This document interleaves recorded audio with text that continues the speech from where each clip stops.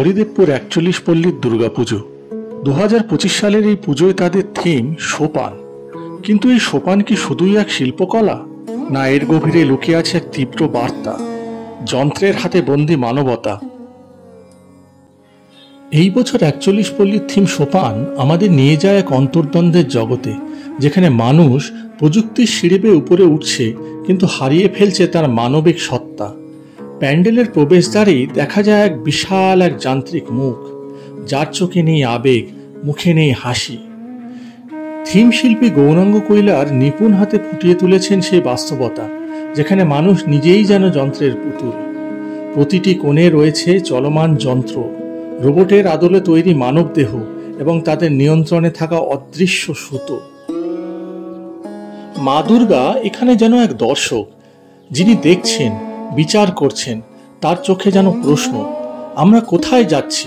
প্রযুক্তির অগ্রগতির মাঝে কি আমরা হারিয়ে ফেলেছি আমাদের মানবিকতা? প্রতিমার মুখে এক অদ্ভুত নির্লিপ্ততা, যেন তিনি আমাদের ভবিষ্যতের দিকে তাকিয়ে আছেন। তার চারিপাশে রয়েছে যন্ত্রের প্রতীক, গিয়ার, চাকা, তার। প্যান্ডেলের প্রতিটি কোণে রয়েছে সূক্ষ্ম শিল্পকর্ম, আলোর খেলা, রঙের ব্যবহার এবং শব্দের আবহ, সব মিলিয়ে এক অনন্য অভিজ্ঞতা।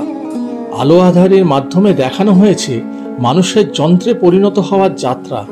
কোথাও দেখা যায় একটি শিশু যন্ত্রের দিকে হাত বাড়াচ্ছে, কোথাও আবার একটি বৃদ্ধ যন্ত্রের ছায়ায় হারিয়ে যাচ্ছে।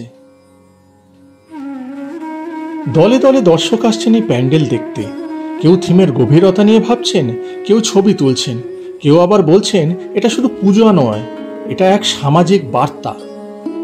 একজন দর্শক বললেন, এই পুজো আমাদের ভাবতে বাধ্য করেছে, আমরা কি সত্যিই স্বাধীন?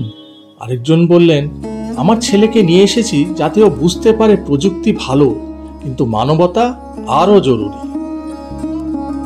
হরিদেবপুর ৪১ পল্লীর সোপান আমাদের চোখে আঙুল দিয়ে দেখিয়ে দেয়, প্রযুক্তি আমাদের বন্ধু হতে পারে, কিন্তু মানবতা যেন হারিয়ে না যায়।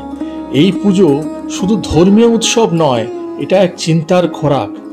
এই থিম আমাদের মনে করিয়ে দেয়, উন্নয়ন তখনই সার্থক যখন তা মানুষের হৃদয়কে স্পর্শ করে।